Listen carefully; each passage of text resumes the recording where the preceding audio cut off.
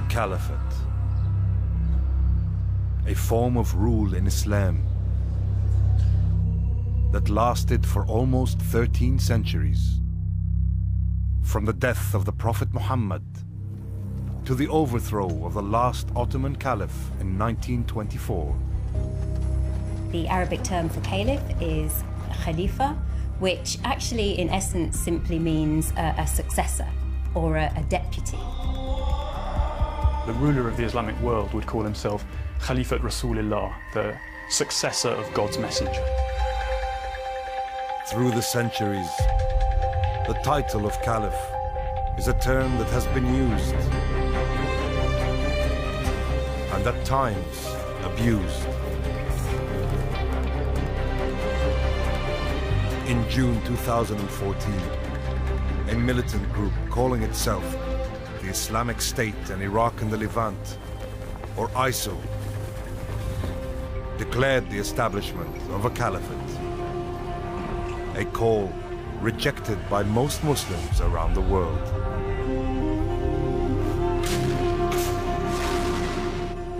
ISIL took root and expanded in Iraq and Syria.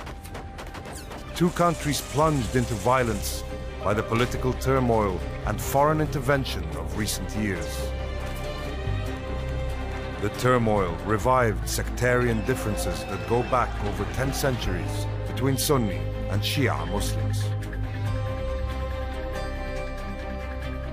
إذا منذ البداية كان النزاع سياسيا مع تغليفه لبعد ديني، لأن الشرعية السياسية تقف أو تستند أو ترتكز أساسا على مبررات دينية، وهذا الأمر الذي لا زال قائما إلى يومنا هذا. This is the story of the great split within Islam, of how this split arose from a dispute of who should succeed the Prophet Muhammad. This is the story of the Caliph.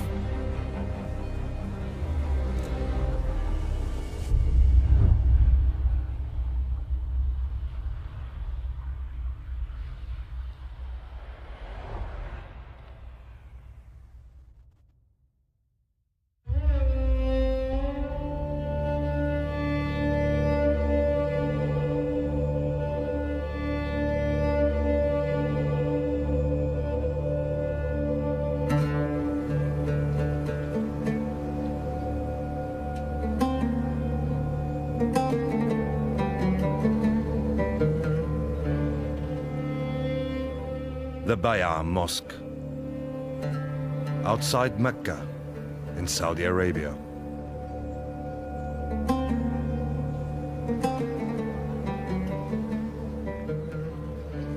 It was here, in the year 622, that a delegation from the town of Medina made Bay'a, a pledge of support and shelter to the Prophet Muhammad.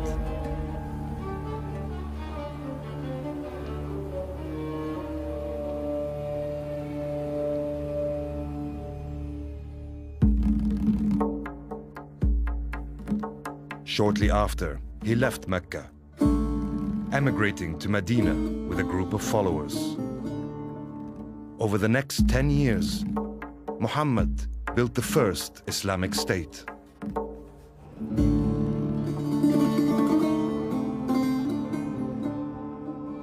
But in June 632, the Prophet died in his capital Medina, leaving the young state without a leader.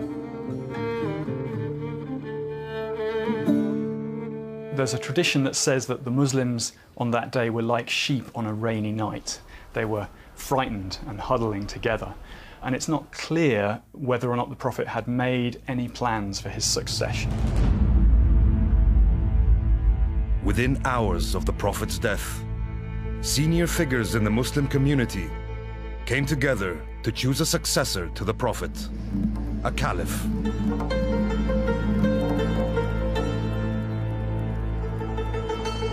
The debate was long and intense. It was the emigrants from Mecca whose arguments prevailed.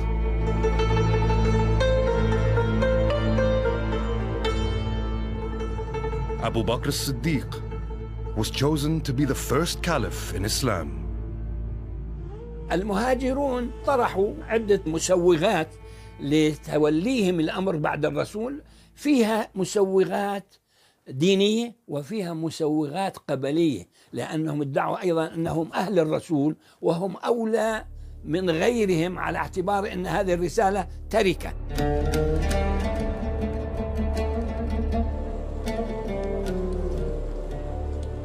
But though they were from his tribe, Quraysh, not all the immigrants were from the Prophet's close family, the Hashemites, the descendants of Muhammad's great-grandfather, Hashim. At that time in Arab society, the family was understood as a much larger unit.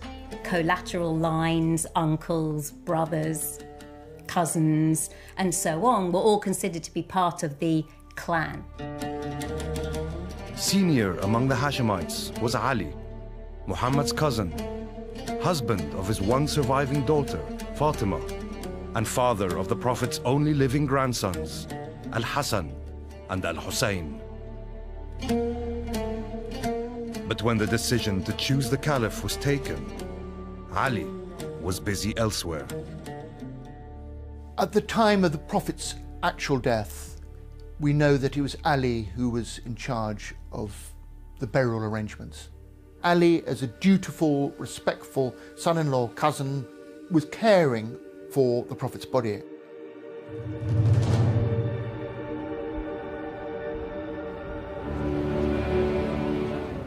The next day, in the Medina Mosque, Abu Bakr was given bay'ah, the oath of allegiance, by the majority of the Muslim community.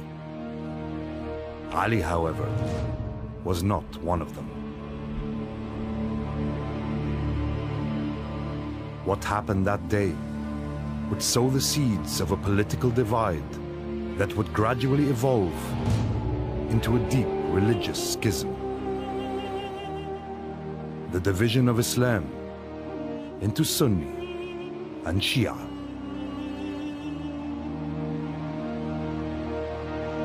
If you ask a Sunni or a Shi'i Muslim about that moment of Muhammad's death and the decision about the leadership, you will get two very different answers. The Sunnis suggest that he hadn't actually made any clear plans for his succession on his death. The Shia would say that he had, and that he was to be succeeded by his first cousin and son-in-law, Ali. 3 months before his death, the Prophet Muhammad made a famous speech here in Ghadir Khum, an ancient resting place on the route from Mecca to Medina. A speech that has been interpreted ever since in two very different ways.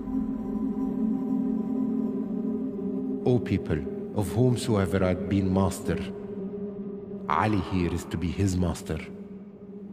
O Allah, be a supporter of whoever supports him, and an enemy of whoever opposes him, and divert the truth to Ali. There's this moment where if you're Sunni, you believe the Prophet gave Ali the leadership of his family. If you're Shia, you believe he gave the leadership of the family, but also the whole community.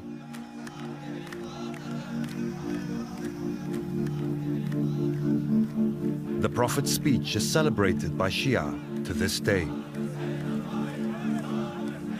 Each year, a feast is held on the anniversary to commemorate what Shia see as Muhammad appointing Ali to be his successor.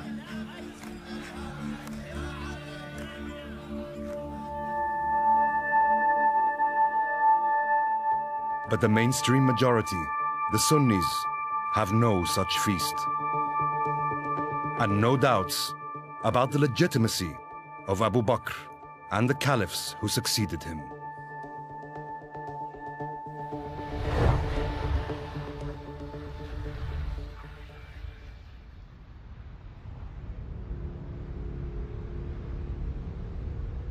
Shortly after becoming caliph, Abu Bakr faced his first major challenge, a tribal revolt against the Islamic State. In this moment of peril, Ali chose unity over division and gave the oath of allegiance to the Caliph. الإمام علي عليه السلام بعد اعتكاف لمدة معينة سجل موقفا احتجاجيا أبدى رأيه في المسألة، ثم ترجيحا لمصلحة المسلمين وضع يده في يد سائر الصحابة ووقف في وجه حركة الردة، فكانت مصلحة الإسلام عنده أولى من كل اعتبار. Abu Bakr's rule lasted just 2 years. As he lay dying, he nominated Omar as his successor.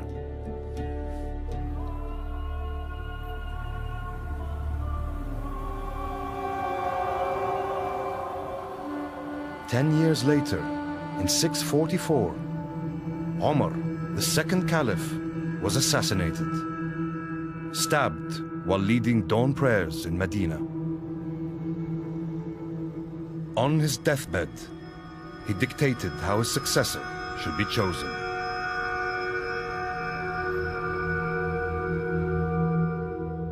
Six of the closest companions of the Prophet, including Ali, would confer together and choose one amongst them. After 4 days of deliberation, Uthman was named the third Caliph. Once again, Ali had not been chosen. He's passed over by Abu Bakr, then Omar, and then for him the harrowing moment when he's passed over in favor of Uthman. The new Caliph came from a family of the Quraysh tribe called the Umayyads.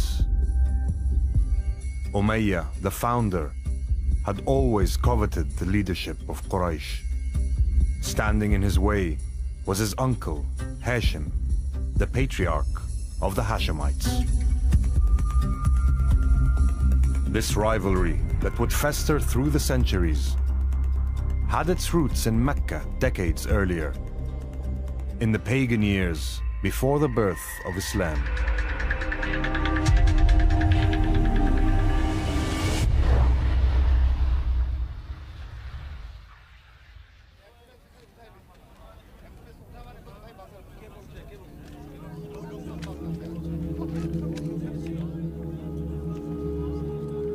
In the year 610, in this cave outside Mecca, Muhammad received the first revelation, verses of the Quran, which set him on the path of prophecy. The emergence of a prophet among the Hashemites antagonized the Umayyads and their leader, Abu Sufyan. كان يقول أبو سفيان سابقونا بالنسب نافرناهم بالنسب بالمال نافرناه. الآن عندما ظهرت دعوة محمد صلى الله عليه وسلم قال يدعون النبوة، فمن أين لنا هذه؟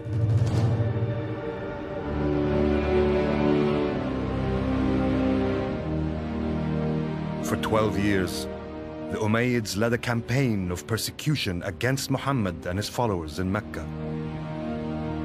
Persecution which culminated in their emigration to Medina in 622.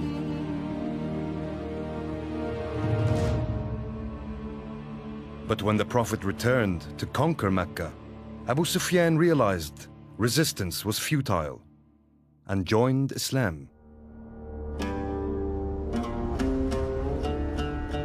By 644, the rising Islamic State had expanded into a vast empire, and the Caliphate had come into the hands of an Umayyad, Uthman. Uthman was a genius, but he employed far too many of his young cousins. The Umayyads were the aristocrat of Mecca, and they'd been great leaders of the pagan resistance. And so promoting these characters who were his lovely cousins was also, a bad political decision.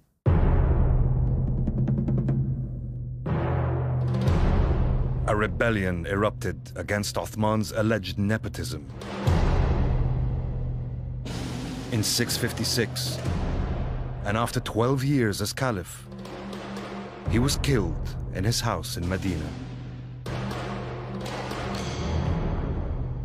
بعد أن حصل ما حصل مع الأسف الشديد ووجد الإمام أن الناس تهافتت إليه، حاول الاعتذار في أكثر من مرة كما تنقل لنا النصوص التاريخية، حاول الاعتذار، ولكن بعد ذلك وجد أن المصلحة الإسلامية تحتم عليه أن يستجيب، فاستجاب وبايعه المهاجرون والأنصار.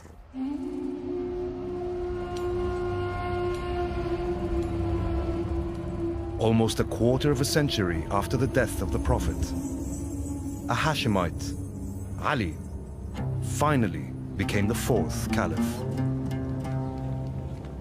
هو باشر في خلع الولاة وعزل الولاة الذين عينوا من قبل عثمان بن عفان، لذلك بعضهم أطاع وقبل العزل وبعضهم رفض، مثل معاوية بن أبي سفيان والي الشام. Many of Uthman's relatives were hostile to Ali's leadership, and Muawiyah demanded that Ali hand over the killers. The dispute quickly escalated, and to strengthen his position, Ali moved the capital from Medina to his own power base in Kufa, Iraq.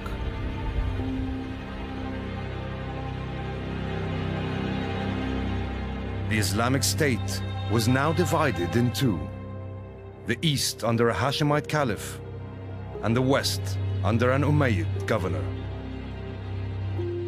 نشأ ما يسمى داخل المسلمين شيعة علي وشيعة معاوية، وهنا لنلاحظ أن كلمة شيعة لم تكن تعني في ذلك الوقت مذهبا محددا، وإنما كانت تدل على حزب فلان وحزب فلان.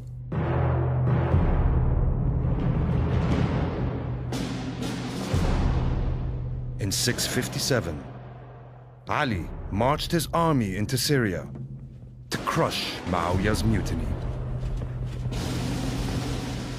After days of bloody skirmishes, and on the last day of the battle, the army of Muawiyah was on the verge of defeat.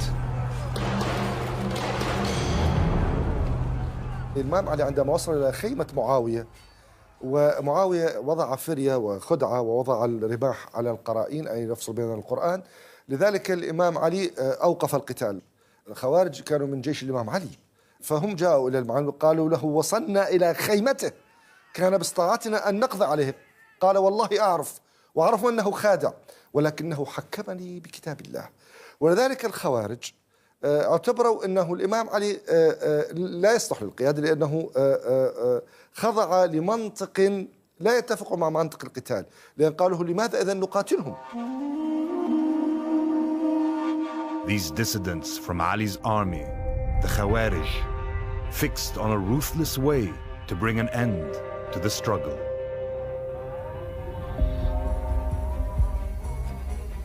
The moment was chosen. Fajr, dawn prayers of the 27th of January, 661. The 17th day of the holy month of Ramadan. 3 assassins made their way to 3 different places: Kufa for Ali, Damascus for Muawiyah, and Fustat in Egypt for Amr, Muawiyah's ally. عمرو بن العاص صادف أنه لم يخرج ذلك اليوم، معاوية بن سفيان صادف أنه لم يخرج ذلك اليوم، وبالتالي استشهد الإمام علي ونجا معاوية وعمرو بن العاص.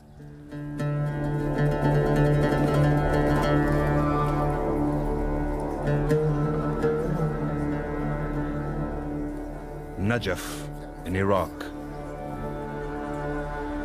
a holy place to Shia Muslims. They believe Ali is buried here.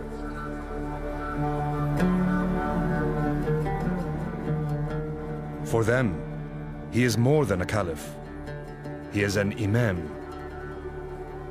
imbued with religious authority that could be passed on only through his bloodline.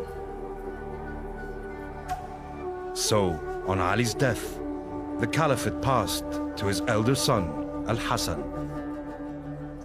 But he would not be long in the post. كان الحسن ذو فطنة وذكاء أنه لا يمكن الركون إلى أهل العراق. أجرى اتصالات مع معاوية، اتصالات سرية، واتفق على أن يتنازل الحسن بن علي عن حقه بالخلافة، وقرر الحسن أن يعيش بهدوء وثبات وأن يترك الزعامة ويترك السياسة لمعاوية.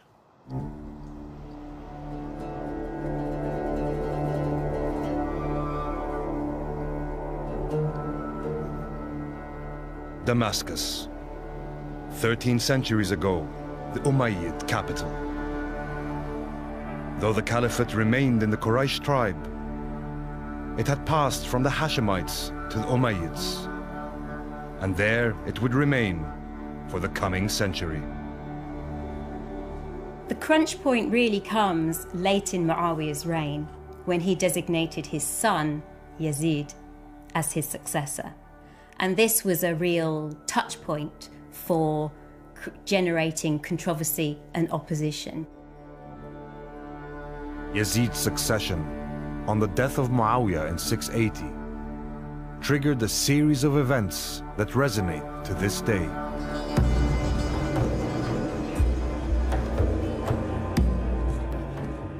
In a defiant show of opposition, Al-Hussein, younger son of Ali, refused to pledge allegiance to Yazid and set off towards Mecca on pilgrimage.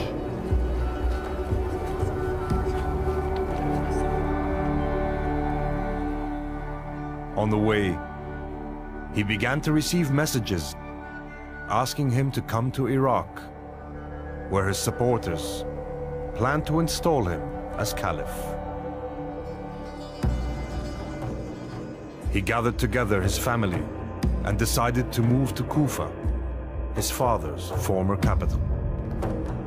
Unfortunately for Hussein, his plan got to the Umayyad governor of Iraq, and he was able to block his route to the city of Kufa.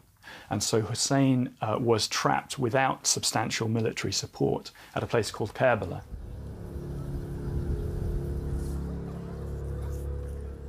And it was at Karbala in October 680 that Al-Hussein and his small band of supporters met their bloody fate. عشرات المقاتلين مع جملة من الأطفال والنساء، وكانت الملحمة التاريخية حيث انتهك المحظور والحرام، وانتهكت في الحقيقة حرمة رسول الله بما جرى في ذلك اليوم. He and his entourage, many of his family, were massacred, and his head was sent to Yazid in Damascus.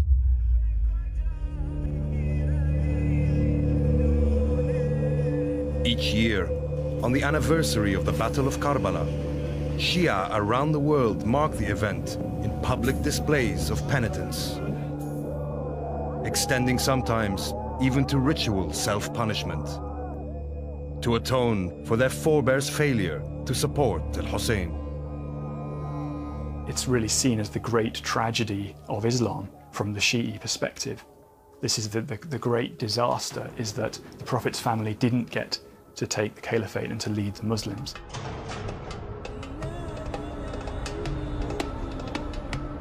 But 70 years after Karbala, a revolt would finally succeed in bringing the caliphate back to the family of the Prophet, the Hashemites.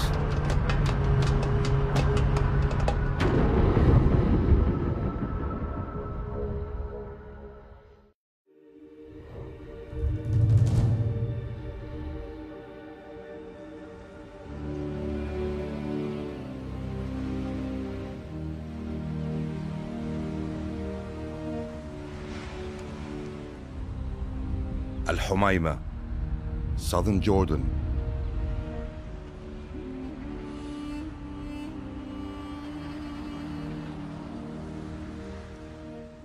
In the 8th century, it was a settlement of one of the two major branches of the Hashemites, the Prophet's own family of the Quraysh tribe. Known as the Abbasids, These were descendants of Al-Abbas, one of Muhammad's uncles. The other branch were the Alids, descended from Ali, the Prophet's cousin and son-in-law.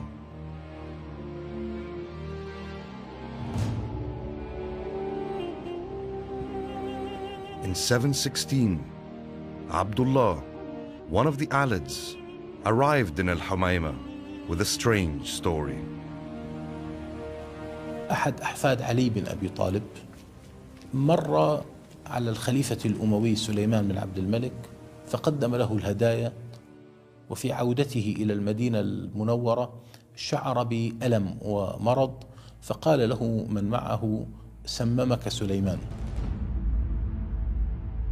Abdullah died in Al-Humayma, but in his final hours, he confessed to his Abbasid cousin Muhammad that he was the head of a plot to topple the Umayyads.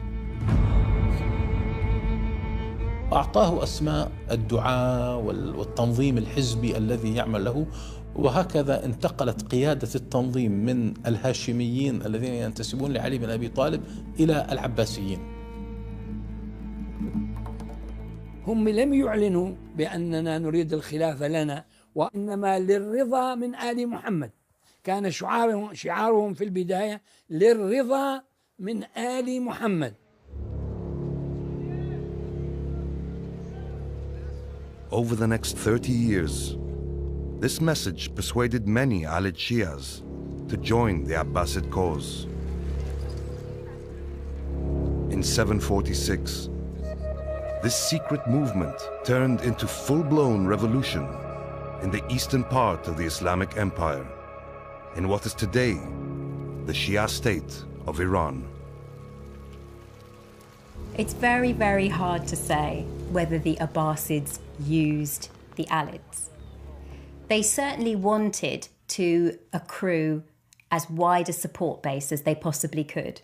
And they certainly wanted those who supported an Alid Caliph to join their movement. Within 3 years, the Abbasids had captured Kufa, the caliphal capital of Ali.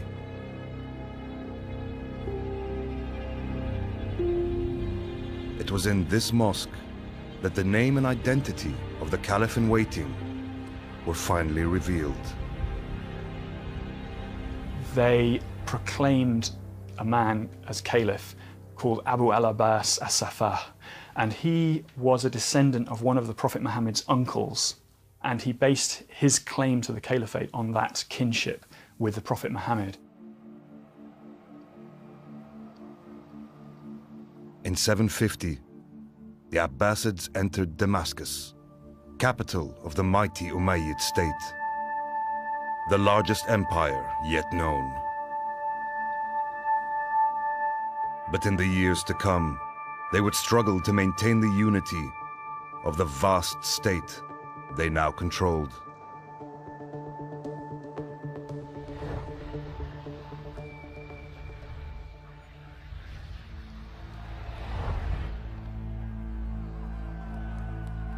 By the mid-8th century, the Abbasids had seized control of the caliphate, but did little for their cousins. A sense of betrayal took hold and fermented among the Alids. In a bold and dangerous move, they declared a rival caliphate in Medina. An Abbasid army was rushed to the city. It ruthlessly crushed their rebellion. عندما استتبت الأمور للعباسيين لوعد أن الظلمات التي أصابت أهل البيت قد لا تكون أقل من الظلمات التي أصابت الشيعة في العهد الأموي نفسه.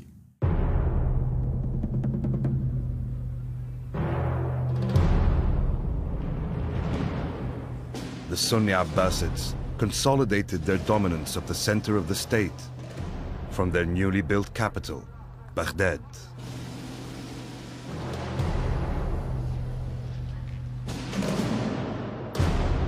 But they had failed to exert the same control over the provinces of the far west.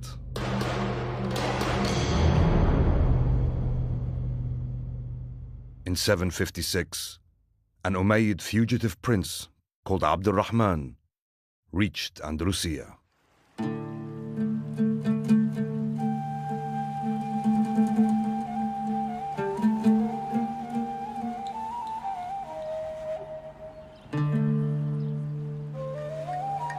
Only 6 years after the collapse of his grandfather's caliphate, he succeeded in reviving the Umayyad dynasty with Cordoba as his capital. عندما خرج الأمويون أو عاد الأمويون أو استنجد الأمويون بالأندلس بعد سقوط خلافتهم في دمشق، كان طبيعي جدا أن يعودوا إلى الأصل، أي أن ما وقع هو اغتصاب للخلافة، وأن العباسيين هم مغتصبو الخلافة، ونحن سنصحح هذا الوضع هذه المرة انطلاقا من أقصى نقطة في العالم الإسلامي، في الغرب الإسلامي وبالضبط في الأندلس.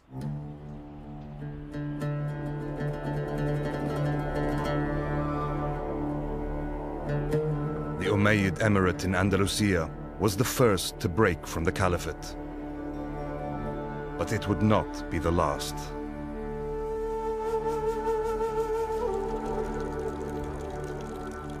Soon, another state at the western edge of the Muslim world, in the Maghreb, would break away from the Abbasids. And this time, it would be their own cousins, the Alids. بدأت تتكون قناعة لدى الأسرة العلوية أنه لا يمكن إقامة مشروع مستقل عن هيمنة المشرق إلا بعيدا عن المركز، بعيدا عن العاصمة، وبالضبط في الأطراف حيث لا تستطيع الخلافة أو لا يستطيع الخليفة أن يصل وأن تطالها يده لإجهاض هذا المشروع.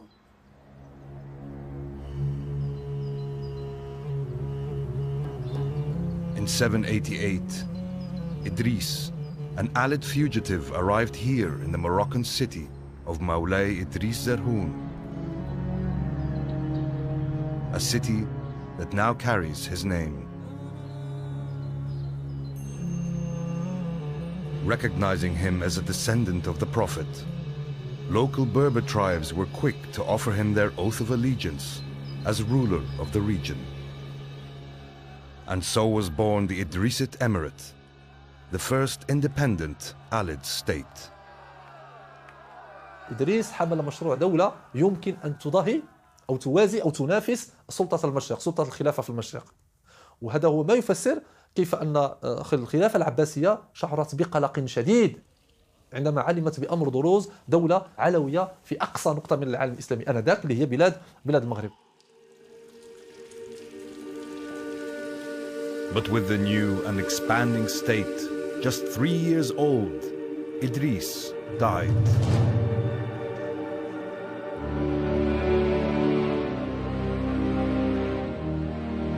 He was laid to rest here, in the city that still bears his name. Idris had allegedly been poisoned on the orders of Harun al-Rashid, the most famous of the Abbasid caliphs.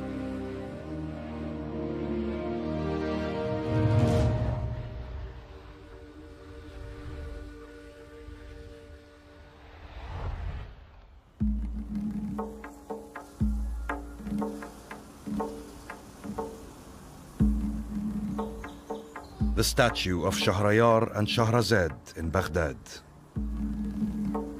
The two main characters of 1001 Nights. Legendary stories inspired by the opulence of Harun al-Rashid's court. The golden age of the Abbasid Caliphate. بغداد أصبحت مدينة الدنيا، لأنه هذه المدينة لا يأتيها الفلاح ولا يأتيها العامل فقط، فبغداد تجمع بها كل علماء العالم وكل مثقفي العالم وكل أدباء العالم وكل نقاشي العالم وكل مهندسي العالم وكل أطباء العالم، ولذلك صارت مدينة للعلماء.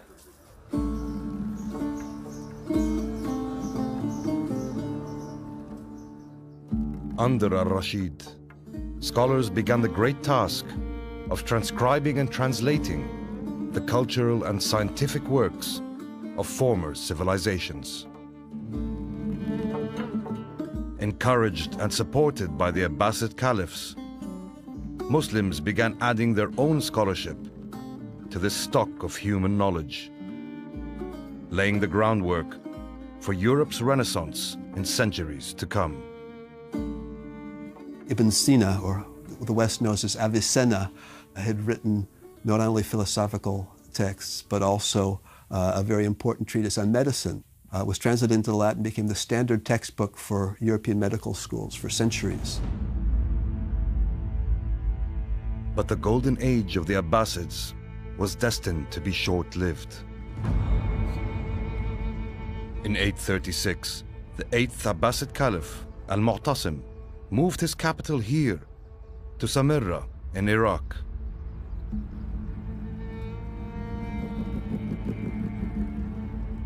It was also to be a military base for the Caliph's new army, an army of Turkic mercenaries, toughened by life on the steppes of Central Asia.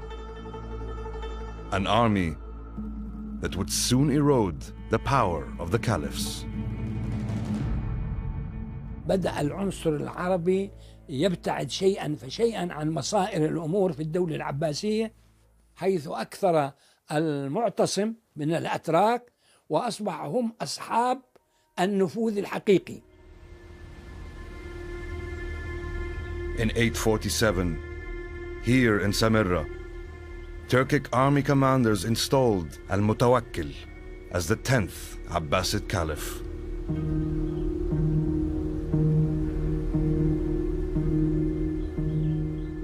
And for a century to come, they would effectively rule the Caliphate, appointing, deposing, torturing, and even killing a string of 12 caliphs who were little more than puppets. ولم يبقى للخليفة يعني إلا الصفة الاسمية والشرعية، حتى كان يقال خليفة في قفص بين وصيف وبغى يقول لهما كما تقول الببغاء. The caliphate clearly had become a symbol and had no effective power anymore. And in the Muslim world we had a multitude of different political regimes in the various parts, reaching from what is today Spain to the sub-Asian continent. Often this period is seen as a period of decline because of these political divisions. But it wasn't just a matter of the slow fracturing of the state. At its western edge, a new threat was on the rise. Mahdiyya, this small town on the Tunisian coast, would soon emerge as the seat of a rival caliphate. And this new caliph would not be Sunni, but Shia.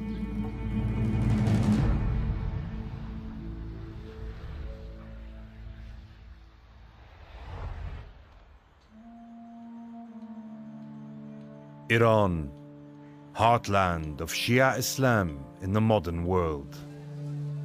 Today, Shia make up around 15% of the global Muslim population of more than 1.5 billion. In their belief, it is the title of Imam and not Caliph that confers the right to rule. The vast majority of Shia in the world are known as Twelvers. They follow a hereditary line of 12 Imams descended from Ali, the Prophet's cousin, and his wife, Fatima, the Prophet's daughter. A line ending with the last Imam, Al-Mahdi. The Twelver Shia belief holds that Al-Mahdi disappeared in Samarra in 874. He will re-emerge at the end of the world as the ultimate savior of mankind. يعني لو سألتني عن الخلافة أو الإمامة كما يؤمن بها الشيعة وهل هي وراثية أم ليست وراثية، لقلت لك نعم هي وراثية. سلالة الرسول من ابنته فاطمة هم الأئمة من بعده. وبالتالي فإن هذه الخلافة تعتبر وصية دينية وليست وراثية. But this holy commandment was no protection against a deep divide in Shia belief. Al-Kazimiya Mosque, Baghdad. The shrine of the man who marks the division of Shi'ism into two strands. It is the tomb of the 7th of the 12 Imams, Musa al-Kazim, who died here in the year 799.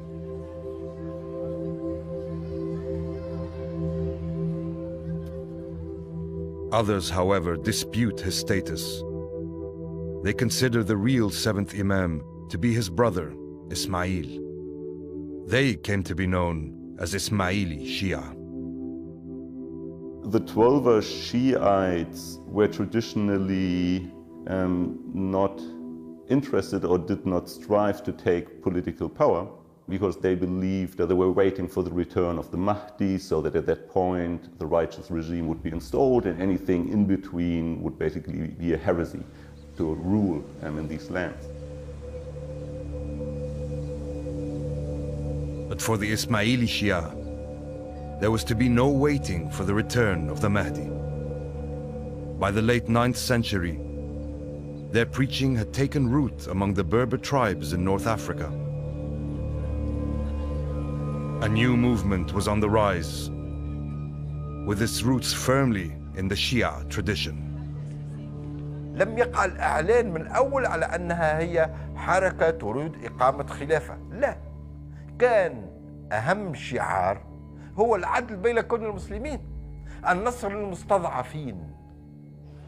يعني كانت في الأساس حركة ذات وجه اجتماعي، وبالطبع العنصر الهام هو الحكم لآل البيت لنشر العدل.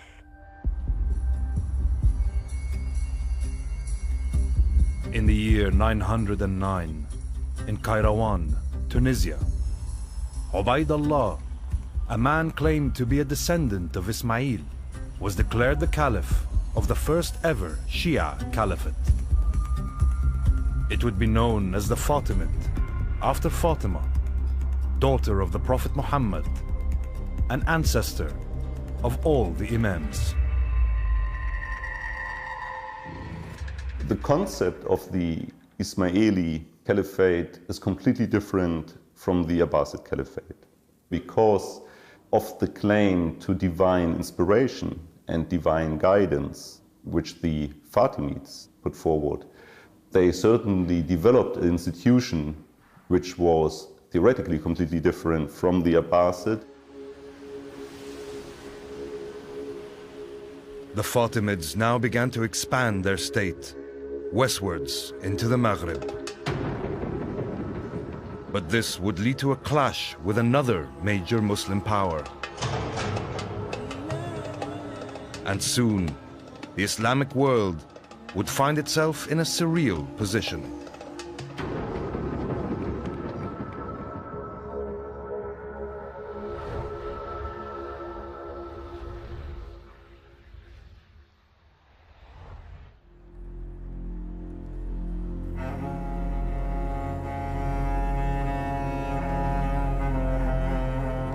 By 912, the Umayyad Emirate in Andalusia was over a century and a half old. Ruled from Cordoba by the 8th Emir, Abdurrahman III. After crushing all rebellions and uniting Andalusia, he looked towards expanding southwards across the Mediterranean. The establishment of the Fatimid Caliphate in what is now Tunisia, which was called Ifriqiya at the time, meant a big threat for the Umayyads in terms of their political control of the Berber polities that existed in the area.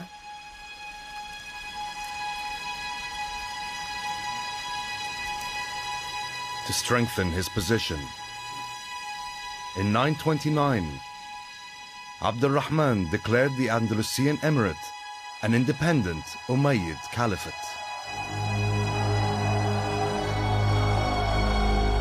3 centuries on from the founding of the title, the Islamic world was now divided between 3 caliphs, 2 Sunni and 1 Shia.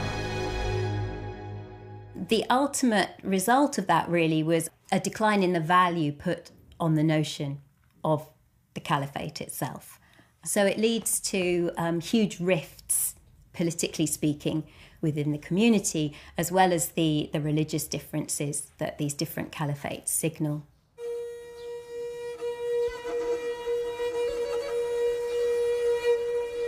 In Baghdad, the suffering of the Abbasid caliphs continued under Turkic military domination. But by the mid-10th century, a new force had emerged. The Buyids, a Persian dynasty, put an end to Turkic control of the caliphate.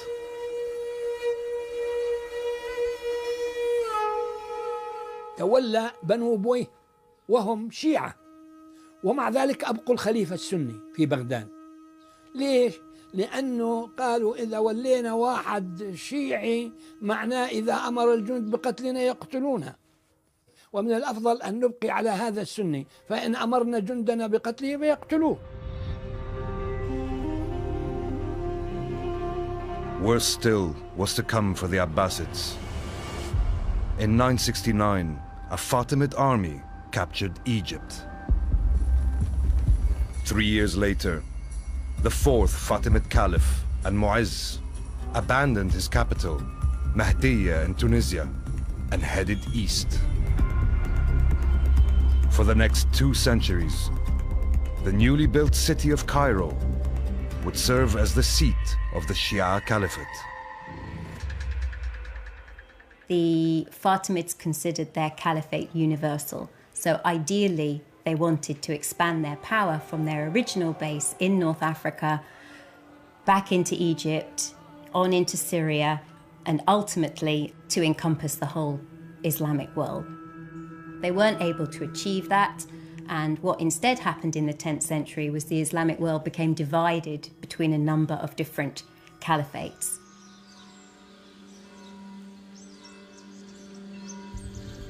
Meanwhile, in the west, a storm was gathering. Christians, uniting under the banner of the cross, were looking eastward to conquer the Holy Lands.